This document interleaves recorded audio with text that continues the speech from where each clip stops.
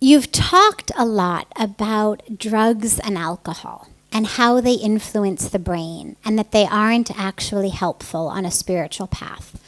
But what about traditions that use drugs for spiritual experiences?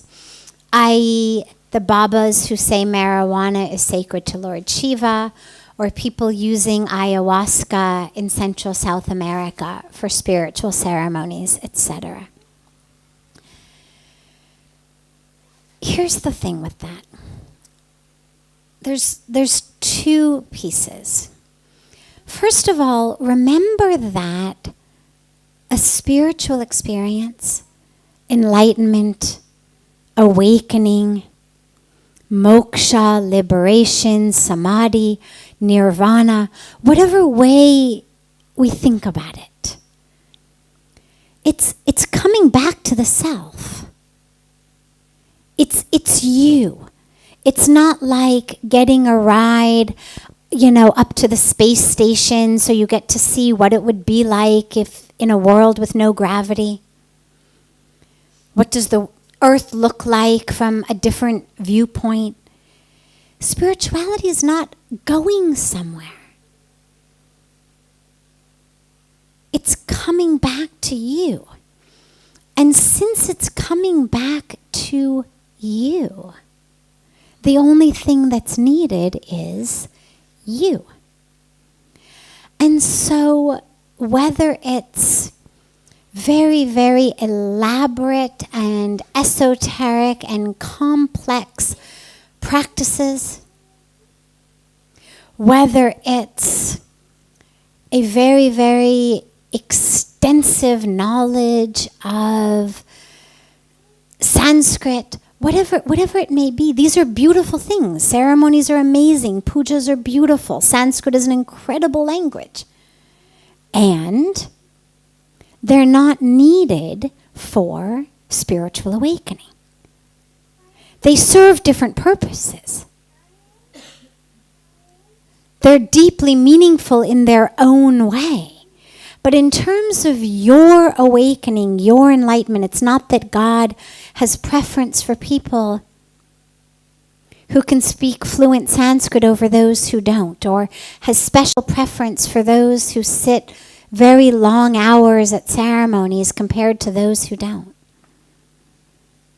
Enlightenment is living in the light. It's all about coming back to the truth of who you are. And for that, you are the only one necessary.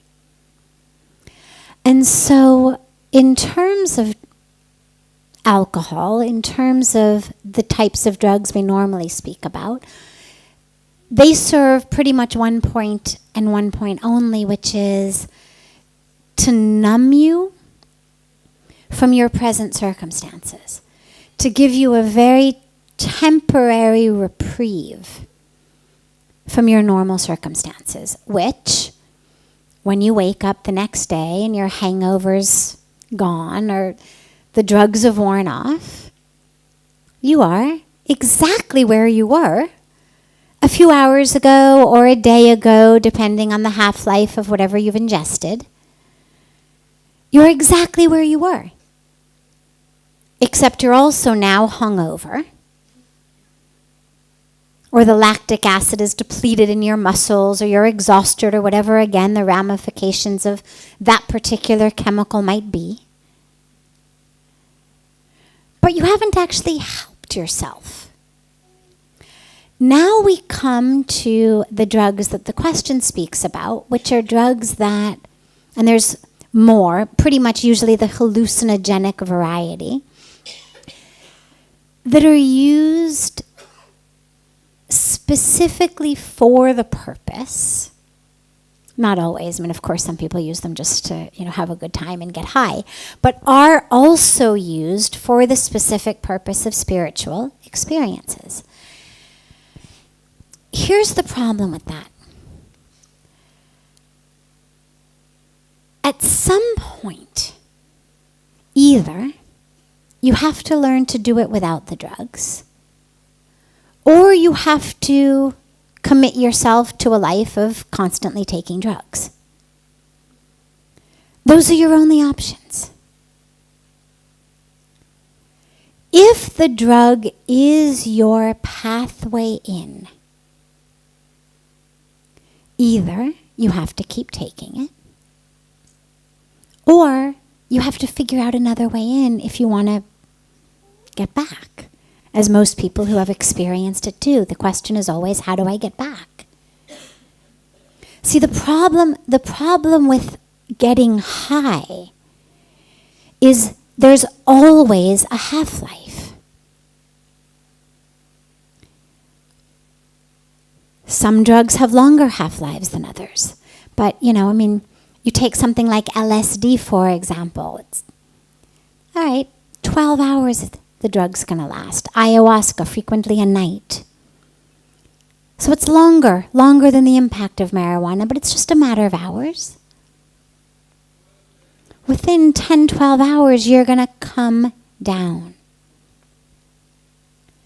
And the question then is, when you want to get high again, either you have to ingest it again, or you have to figure out another way. And so it's always going to take you back to the self, unless you say, well, I'm just going to take drugs forever. If that's not what you're looking for, you're always going to have to come back to the self. And so the question becomes, why not start there? Why bother giving the body-mind a crutch, an easy way in? That it's always, nothing you do, unless you have an amazing experience of grace, or a very, very sincere practice, nothing you do for many years is going to feel as good as what you got with the chemical. And so you've set yourself up for frustration with your spiritual practice. You've set yourself up for impatience with your spiritual practice. And I don't know why anyone would want to do that.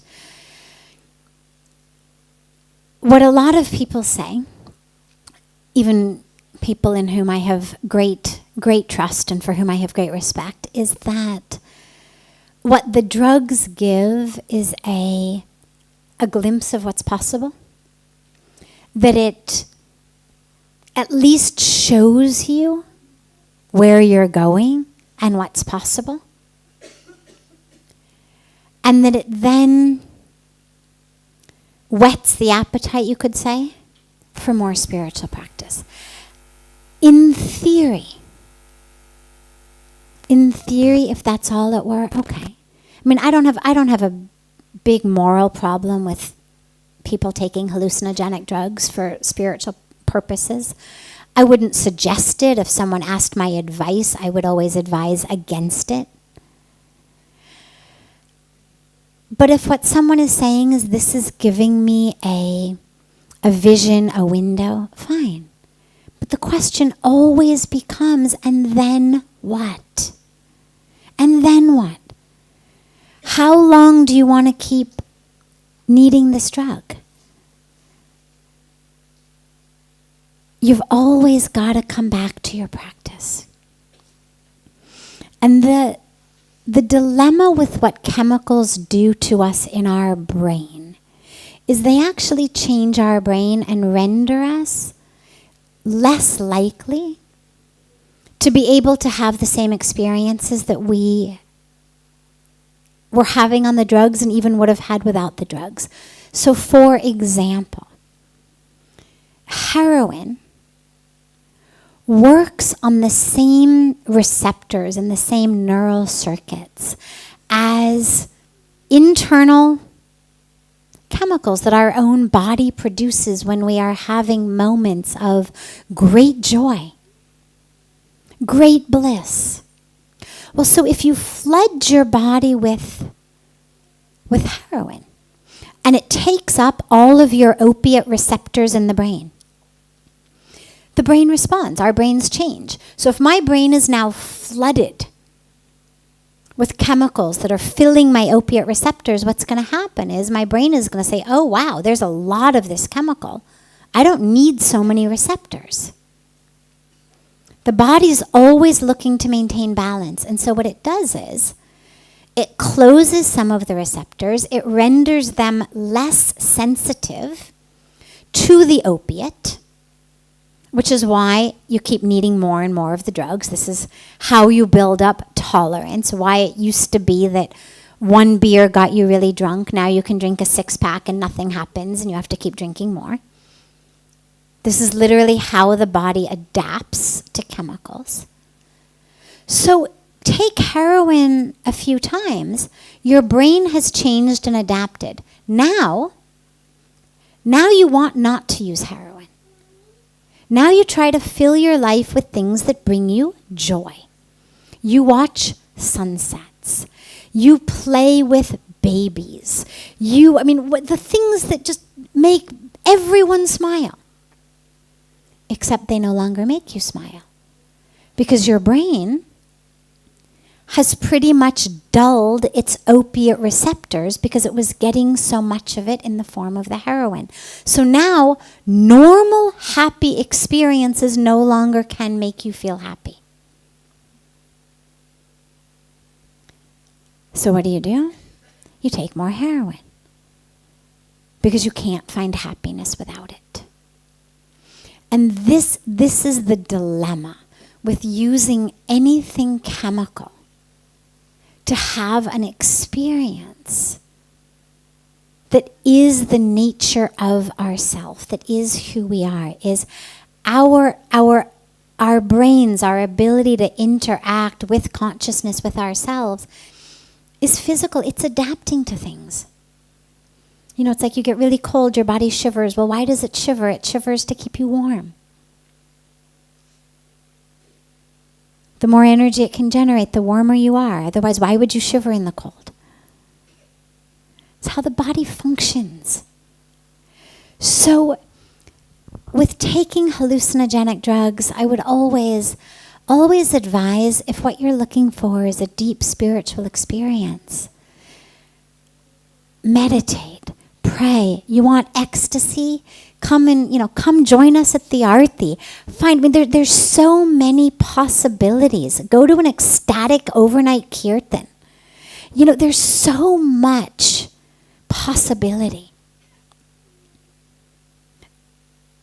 that doesn't require chemicals and that therefore is making you more likely to keep having those experiences because it's opening up the channels inside you. Anything you have artificially, you're going to come down from. So whether it's today or tomorrow or next week or next year, you're going to have to learn to do it anyway. So why not start sooner rather than later?